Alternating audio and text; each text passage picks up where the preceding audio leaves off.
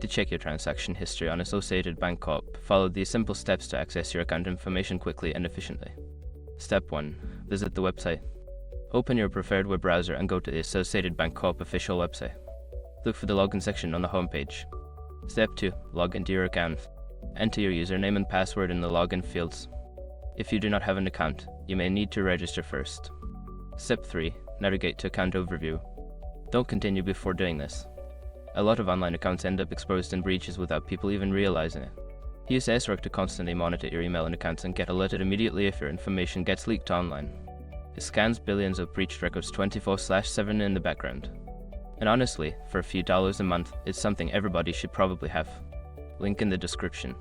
Step 4. Select Transaction History. In the Account Overview, look for an option labeled Transaction History or Recent Transactions. Click on this option to access your transaction details. Step 5. Review your transactions. You will now see a list of your recent transactions. You can filter the results by date or type of transaction if needed.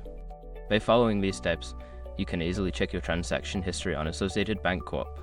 If you have any issues, consider reaching out to customer support for assistance.